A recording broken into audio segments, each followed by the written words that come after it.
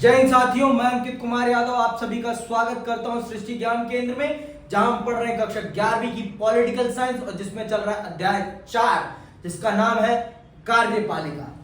कार्यपालिका, जब हम ये शब्द सुनते हैं तो हमारे मन में सरकारी दफ्तर आते हैं, सरकारी बाबू आते हैं, पर हमारे मन में कभी हमारे प्रधानमंत्री महोदय नहीं आते, हमारे मन में कभी उनका मंत्री परिषद नहीं आता।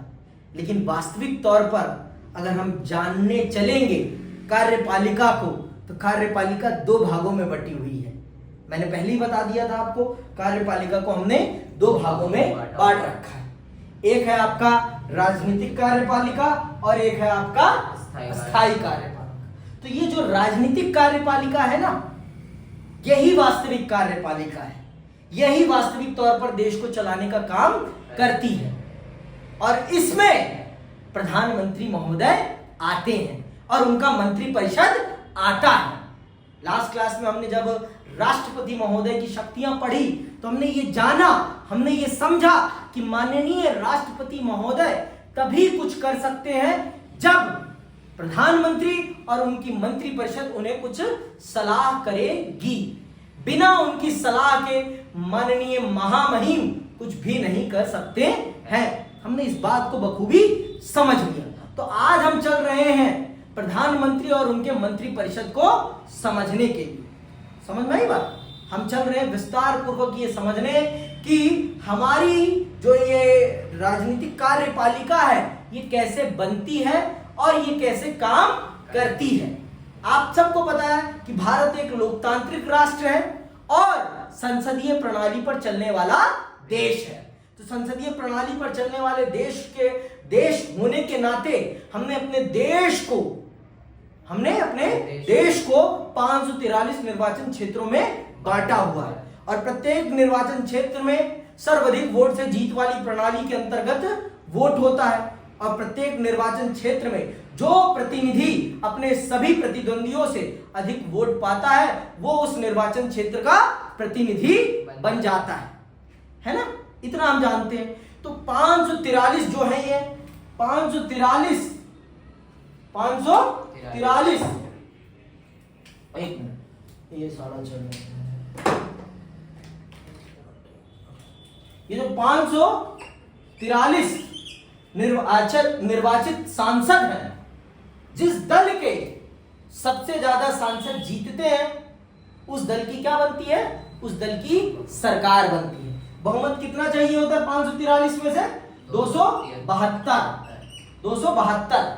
जिस दल के 272 सांसद या गठबंधन के 272 सांसद जीतते हैं उस दल या गठबंधन की संसद में सरकार बन जाती है। समझ में आई बात? तो इसी में से अब इन 272 सांसदों में से एक व्यक्ति बनेगा प्रधानमंत्री, एक सांसद बनेगा प्रधानमंत्री। तो ये 272 सांसद ये निर्धारित करेंगे कि उनका प्रधानमंत्री कौन होगा, उनका प्रधानमंत्री कौन होगा। तो जो व्यक्ति जिसको ये अपना प्रधानमंत्री बनाएंगे उसको राष्ट्रपति महोदय शपथ दिलाएंगे देश के प्रधानमंत्री के तौर पर। और फिर ये प्रधानमंत्री ये तय करेगा कि इसके मंत्री परिषद में कौन कौन होगा। तो ये फिर अपना मंत्री परिषद बनाएगा और फिर उनकी सहायता से पूरे देश को चलाएगा। तो प्रधानमंत्री और उनका मंत्री परिषद और प्लस राष्ट्रपति और उपराष्ट्रपति, इन चारों लोगों को मिलाकर बनती है आपकी राजनीतिक कार्यपालिका। इन चार लोगों को मिलाकर बनती है आपकी राजनीतिक कार्यपालिका। तो इसीलिए ये कहा जाता है राजनीतिक कार्यपालिका और विधायिका में अंतर संबंध होता है। और माननीय प्रधानमंत्री को यह कहा जाता है कि वो भारतीय लोकतंत्र का पुल है। क्या है वो? भारतीय लोकतंत्र का पुल है। राजनीतिक कार्यपालिका में और विधायिका में सेतु का काम करते हैं। दोनों के बीच में सेतु का काम, किसके बीच में? राजनीतिक कार्यपालिका और विधायिका के बीच में। मैंने पहले ही बता दिया है आपको कि माननीय प्रधानमंत्री जी अपने पद पर तभी तक रह सकते हैं जब तक उन्हें संसद की लोकसभा में बहुमत प्राप्त रहेगा अपने सांसदों का। और जिस दिन उनके सांसद अपना समर्थन उनसे वापस ले लेते हैं उसी दिन उनको अपना पद छोड़ना पड़ जाएगा। और प्रधानमंत्री के पद छोड़ने के तुरंत बाद पूरा का पूरा मंत्रिपरिषद बर्खास्त हो जाएगा। और अगर फिर वही व्यक्ति प्रधानमंत्री बनता है तो फिर नई मंत्रिपरिषद बनेगी। ये बात जान लो, जब तक प्रधानमंत्री अपने पद पर हैं तभी तक मंत्रिपरिषद भी अपने पद पर है। और जैसे ही प्रधानमंत्री ने अपना पद छोड़ा वैसे ही मंत्रिपरिषद अपने आप खत्म हो जाती है। समझ में आई बात? प्रधानमंत्री का मरना पूरी मंत्रिपरिषद का खत्म हो जाना है, लेकिन एक मंत्री का मरना कोई फर्क नहीं पड़ता। समझ में आई बात? तो प्रधानमंत्री का पद भारतीय राजनीति में सबसे महत्वपूर्ण पद है। सबसे महत्वपूर्ण पद, फिर से कह रहा हूं, सबसे महत्वपूर्ण पद भारतीय राजनीति में कोई है तो वो है प्रधानमंत्री का। लेकिन प्रधानमंत्री की ताकत भी क्या असीमित नहीं है, सब पर अंकुश है। समझ में आई बात? तो इसीलिए ये कहा जाता है कि राजनीतिक कार्यपालिका विधायिका का एक स्वरूप है। राजनीतिक कार्यपालिका विधायिका का एक स्वरूप है। समझ में आई बात? यहां विधायिका का अर्थ किससे है? संसद से है। संसद के किस सदन से है? लोकसभा से। समझ में आई बात? भारत में जो सरकार चलती है वो लोकसभा से चलती है। ठीक है, लोकसभा के सदस्य ही प्रधानमंत्री का चयन करते हैं। ये बात जान लो, लोकसभा के सदस्य ही देश के प्रधानमंत्री का चयन करते हैं और किसी को ये चयन करने का अधिकार नहीं है। लोकसभा के सांसदों के पास ही ये अधिकार है कि वो देश के प्रधानमंत्री को चुनते हैं। ठीक, बात समझ में आ गई? इतनी सी कि अभी भी नहीं आई? पक्का? तो आओ विस्तार पूर्वक आप पढ़ते हैं और समझते हैं। भारत के प्रधानमंत्री का पद उल्लेख किए बिना भारतीय सरकार या राजनीति की कोई चर्चा नहीं हो सकती। क्या आप सोच सकते हैं ऐसा क्यों? ऐसा इसलिए क्योंकि भारत का प्रधानमंत्री और सौरमंडल का सूरज दोनों एक बराबर ताकत रखते हैं। समानुपातिक रूप से। सूरज अलग चीज है भाई, सूरज में जितनी शक्ति है उतनी किसी में नहीं है।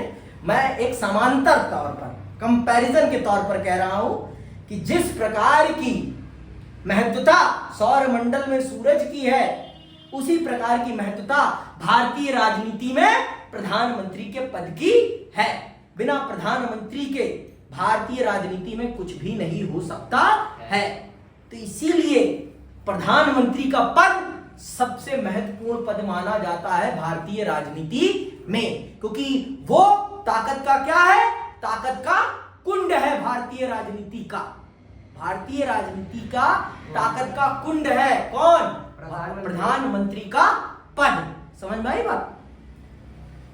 आगे सुनो, इस अध्याय में आप पहले पढ़ चुके हैं कि राष्ट्रपति केवल मंत्रिपरिषद की सलाह पर ही अपनी शक्तियों का प्रयोग करता है। प्रधानमंत्री इस मंत्रिपरिषद का प्रधान है। अंततः मंत्रिपरिषद के प्रधान के रूप में प्रधानमंत्री अपने देश की सरकार का सबसे महत्वपूर्ण पदाधिकारी हो जाता है। संसदीय शासन में यह जरूरी है कि प्रधानमंत्री को लोकसभा में बहुमत प्राप्त हो। बिना लोकसभा में बहुमत के प्रधानमंत्री अपने पद पर नहीं बैठ सकता। पहले ही बता दिया मैंने आपको, यह बात तो मैंने पहले ही स्पष्ट कर दी कि पूरे भारत में संसदीय प्रणाली में आप अपने प्रतिनिधियों को चुनते हैं, फिर आपके प्रतिनिधि चुनते हैं कि देश का प्रधानमंत्री कौन होगा। समझ में आई बात? तो भारत की राजनीति में जनता प्रधानमंत्री को नहीं चुनती, भारत की राजनीति में जनता अपने प्रतिनिधियों को चुनती है। परंतु इस देश में इतनी अज्ञानता है कि वो सोचते हैं कि हम प्रधानमंत्री को चुन रहे हैं। आप प्रधानमंत्री को कभी नहीं चुनते, आप सदैव अपने प्रतिनिधियों को चुनते हैं।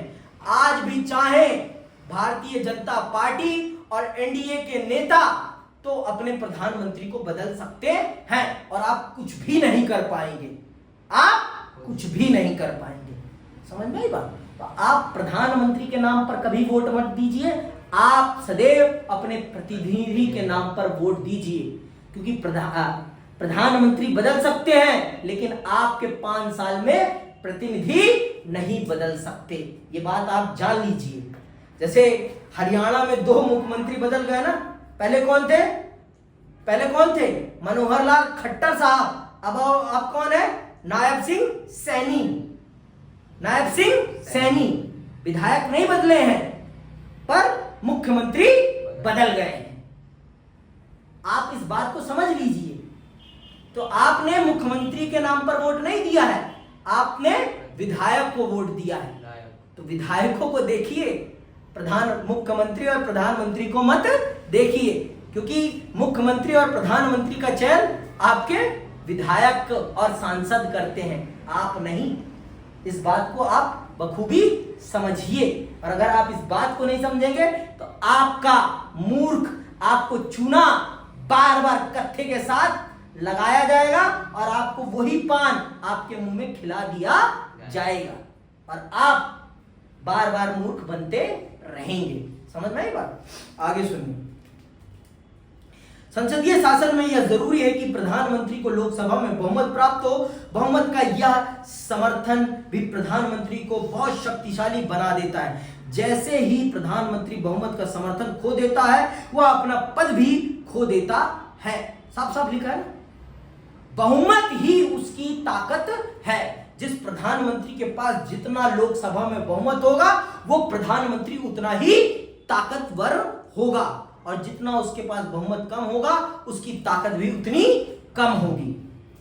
इस बार देखिए आप माननीय प्रधानमंत्री जी को इस बार कम ताकतवर आपको दिखाई पड़ रहे होंगे 2014 और 2019 के मुकाबले में। 2024 में माननीय प्रधानमंत्री की ताकत कम हो गई। क्यों? क्योंकि वो अब गठबंधन के प्रधानमंत्री हैं, और उस समय 2014 में वो अपने दल के प्रधानमंत्री, अकेले भाजपा के दम पर वो प्रधानमंत्री बन गए थे। 2019 में भी वो अकेले भाजपा के दम पर प्रधानमंत्री बन गए थे, क्योंकि उनके सांसद बहुमत से ज्यादा थे। लेकिन इस बार 2024 में वो गठबंधन के प्रधानमंत्री हैं, गठबंधन के, और उनके गठबंधन का नाम क्या है? एनडीए। और यहां पर बीजेपी के ही दम पर वो बन गए थे, बीजेपी के ही, क्योंकि बीजेपी ने 272 से ज्यादा सांसद जीते थे 2014 में भी और 2019 में भी। लेकिन इस बार उनके उतने जीत नहीं पाए हैं, इस बार कम जीते हैं, 240 के करीब ही जीत पाए हैं। 240 जीत के आप देश में सरकार नहीं बना सकते। तो गठबंधन के प्रधानमंत्री हैं, इसीलिए इस बार प्रधानमंत्री उस प्रकार से काम नहीं कर पा रहे हैं जिस प्रकार से वो 2014 में कर रहे थे और 2019 में काम कर रहे हैं, क्योंकि उनकी ताकत कम हो गई है, क्योंकि वो अब गठबंधन के प्रधानमंत्री हैं और गठबंधन का प्रधानमंत्री कमजोर हो जाता है। ठीक है, वो कमजोर हो जाता है। ठीक, आगे सुनिए। जिससे उसी का स्वतंत्रता के बाद कई वर्षों तक कांग्रेस पार्टी का लोकसभा में बहुमत बना रहा, जिससे उसी का नेता प्रधानमंत्री बनता रहा। 1989 से अनेक ऐसे अवसर आए जब लोकसभा में किसी भी दल को बहुमत नहीं मिला। अनेक राजनीतिक दलों को तालमेल कर गठबंधन बनाना पड़ा, जिसे लोकसभा में बहुमत प्राप्त हो। इस परिस्थिति में जो नेता सहयोगी दलों को अधिकतर स्वीकार होता है, वह प्रधानमंत्री बनता है। औपचारिक रूप से जिस नेता को लोकसभा में बहुमत का समर्थन प्राप्त होता है, राष्ट्रपति उसे प्रधानमंत्री नियुक्त करता है। साफ सीधी बात मैंने पहले बता दिया आपको।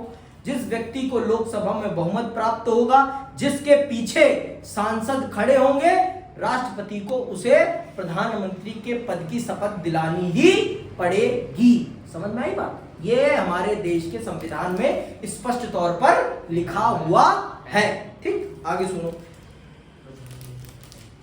प्रधानमंत्री तय करता है कि उसकी मंत्रिपरिषद में कौन लोग मंत्री होंगे। प्रधानमंत्री विभिन्न मंत्रियों में पद स्तर और मंत्रालयों का आवंटन करता है। मंत्रियों की उनकी वरिष्ठता और राजनीतिक महत्व के अनुसार मंत्रिमंडल का मंत्री, राज्य मंत्री या उप मंत्री बनाया जाता है। तो मंत्रिमंडल कितने प्रकार का है? 3 प्रकार का है। एक है मंत्री, और फिर है राज्य मंत्री, फिर है उप मंत्री बनाया जाता है। इसी प्रकार राज्यों में मुख्यमंत्री अपने दल या सहयोगी दल से मंत्री चुनते हैं। प्रधानमंत्री और सभी मंत्रियों के लिए संसद का सदस्य, सुन लो, प्रधानमंत्री और सभी मंत्रियों के लिए संसद का सदस्य होना अनिवार्य है। संसद का सदस्य हुए बिना यदि कोई व्यक्ति मंत्री या प्रधानमंत्री बन जाता है तो उसे 6 महीने के भीतर ही संसद के सदस्य के रूप में निर्वाचित होना पड़ता है। चाहे किसी भी सदन का, चाहे लोकसभा का बनिए या चाहे राज्यसभा का, आपको संसद के किसी ना किसी सदन का सदस्य होना ही पड़ेगा। अगर आप बिना सांसद बने प्रधानमंत्री चुन लिए जाते हैं तो आपको भारत की संसद के किसी न किसी सदन का 6 महीने में सांसद बनना ही पड़ेगा। लेकिन अधिकतर समय यह देखा गया है कि प्रधानमंत्री वही बनता है जो लोकसभा का सांसद होता है। लोकसभा का, क्योंकि लोकसभा ही तय करती है देश के प्रधानमंत्री को, राज्यसभा कभी तय नहीं करती। पहले बता दे रहा हूं, राज्यसभा के पास यह अधिकार नहीं है कि वो देश के प्रधानमंत्री का चुनाव करे। देश की लोकसभा के पास ही यह अधिकार है कि वो देश के प्रधानमंत्री का चुनाव करे, क्योंकि लोकसभा के सदस्यों को ही देश की जनता अपने मत के द्वारा चुनती है। इसीलिए उन्हीं के पास ये अधिकार है देश के प्रधानमंत्री को चुनने का। समझ में आई बात? तो अगर आपसे ये पूछा जाए कि लोकसभा के पास ही देश का प्रधानमंत्री चुनने का अधिकार क्यों है, तो मैंने जो आंसर बताया वो है। समझ में आई बात? आगे सुनो। विधायिका वाले अध्याय में आप विस्तार से उन तरीकों के बारे में पढ़ेंगे जिनसे संसद कार्यपालिका को नियंत्रित करती है। लेकिन हमें याद रखना चाहिए कि संसदीय शासन की सबसे बड़ी विशेषता यह है कि कार्यपालिका सतत रूप से विधायिका के नियंत्रण और रेख देख में रहती है। मंत्री परिषद लोकसभा के प्रति सामूहिक रूप से उत्तरदायी है। इस प्रावधान का अर्थ यह है कि जो सरकार लोकसभा में विश्वास खो देती है उसे त्यागपत्र देना पड़ता है। साफ सीधी बात है। लोकसभा, यहां साफ साफ शब्दों में लिखा है ना, जो सरकार लोकसभा में विश्वास खो देती है उसे त्यागपत्र देना पड़ता है।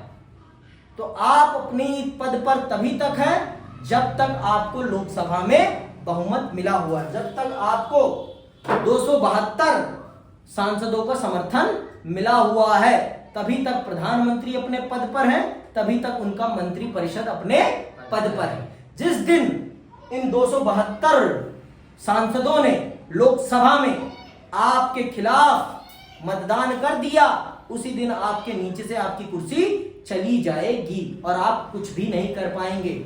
समझ रहे हैं पीयूष बाबू? आपको अगर प्रधानमंत्री बने रहना है तो आपको इन 272 लोगों का साथ लेकर चलना है। इन 272 लोगों को संतुष्ट रखना है। समझ में आई बात? तो ये है भारत की राजनीति।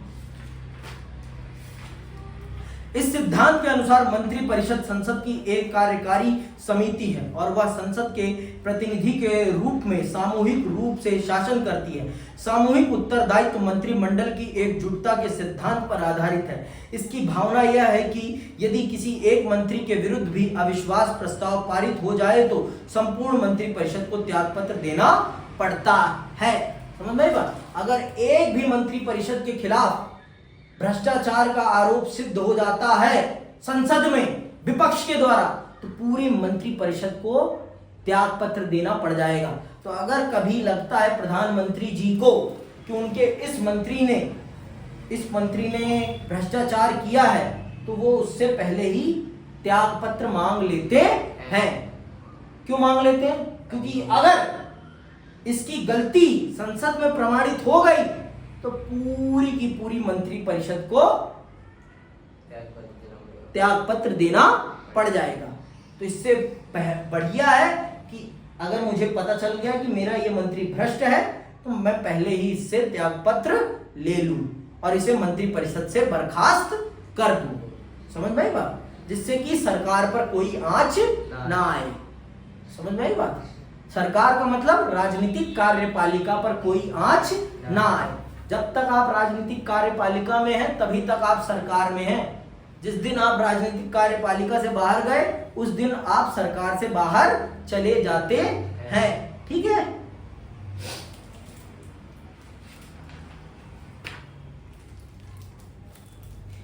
इसका अर्थ यह भी है कि यदि कोई मंत्रिमंडल की नीति या निर्णय से सहमत नहीं तो उसे उस निर्णय को स्वीकार कर लेना चाहिए या त्यागपत्र दे देना चाहिए। जिस नीति के बारे में सामूहिक उत्तरदायित्व हो उसे मानना या उसे लागू करना सभी मंत्रियों के लिए जरूरी है। तो इसीलिए आपने देखा होगा कि किसी भी नीति के खिलाफ मंत्रिपरिषद का व्यक्ति कभी कुछ नहीं बोलता, हमेशा उसका समर्थन करता हुआ दिखाई पड़ता है।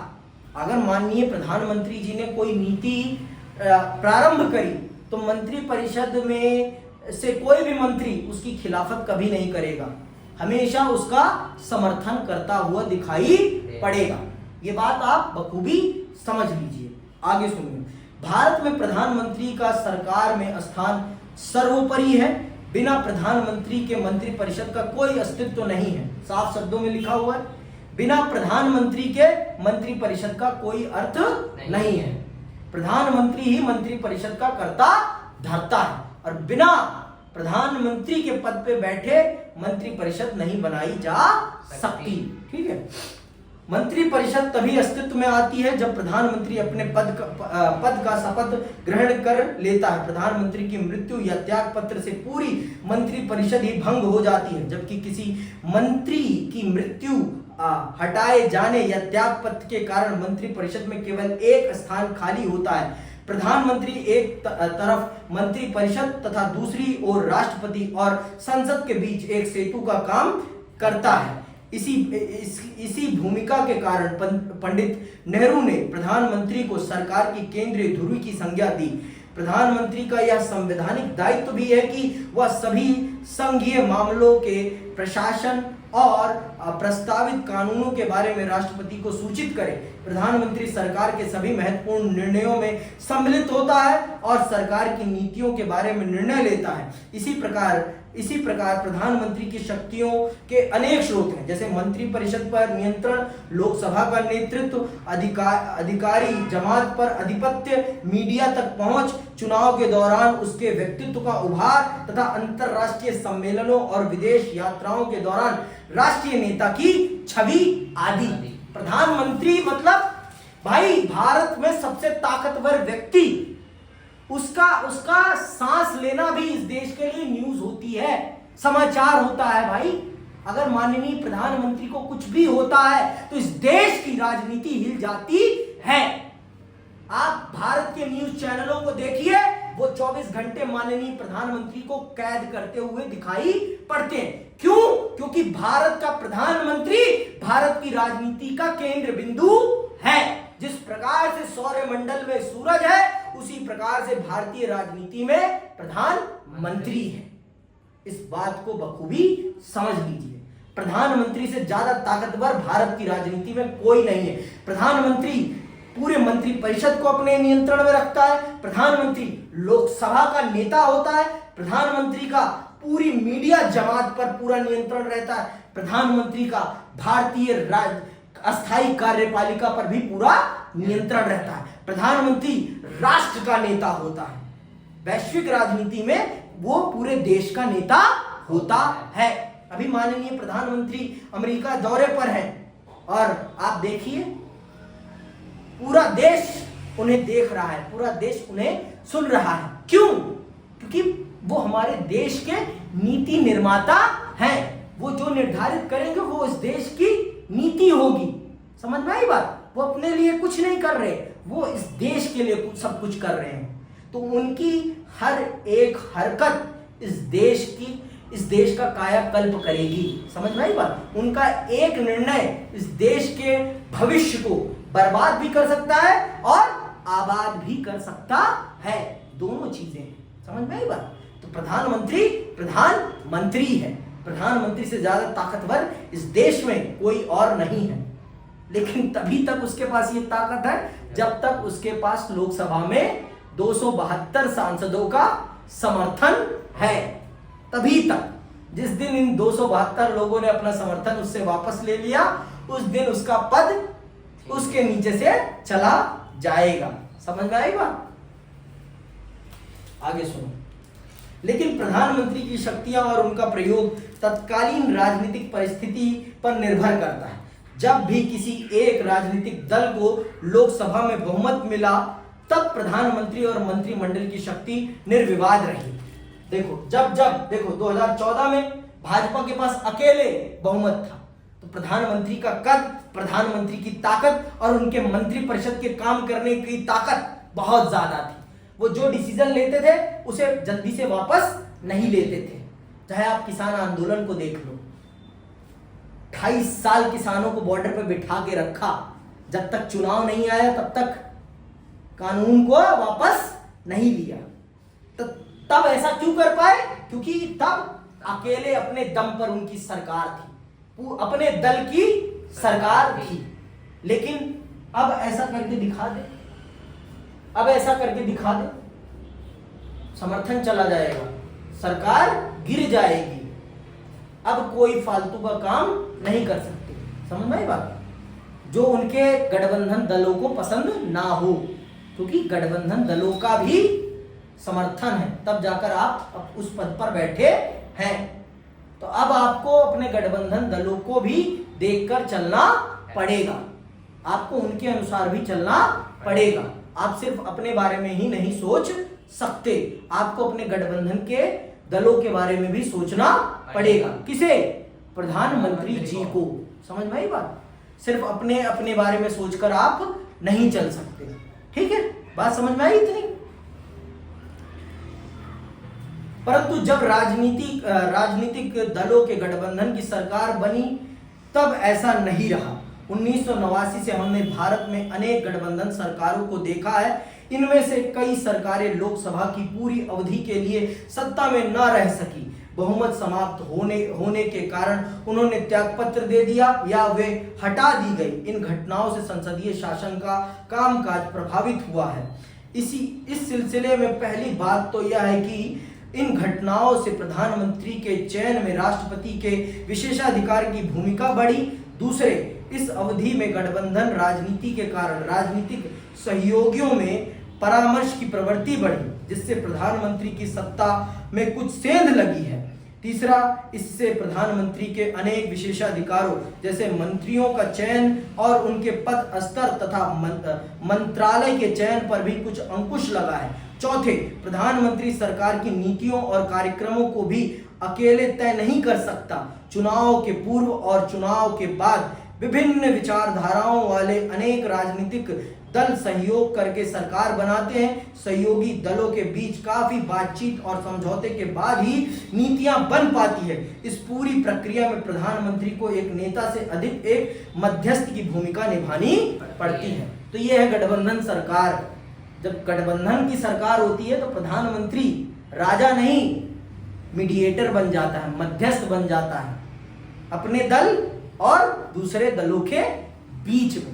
बहुत ही फिर उसे रस्सी पर चलना पड़ता है, रस्सी पर चलना पड़ता है अपनी सरकार को बनाए रखने के लिए, क्योंकि बैलेंस करना है आपको अपनों के बीच में भी और जिनका आपने सहयोग लिया है उनके बीच में भी।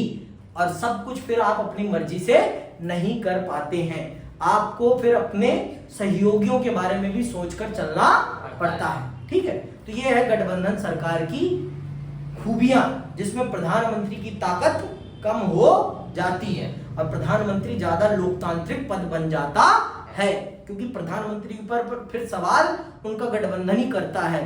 कुछ भी करने से पहले उनकी नीतियों के बारे में पहले ही पूरी डिटेल ले लेता है कि कहीं उनकी नीतियों से उनके दल को तो नुकसान नहीं पहुंचेगा, ये सब पहले हो जाता है। तो प्रधानमंत्री गठबंधन की राजनीति में एक मध्यस्थ की भूमिका में आ जाते हैं, राजा से मध्यस्थ बन जाते हैं। समझ में आएगा?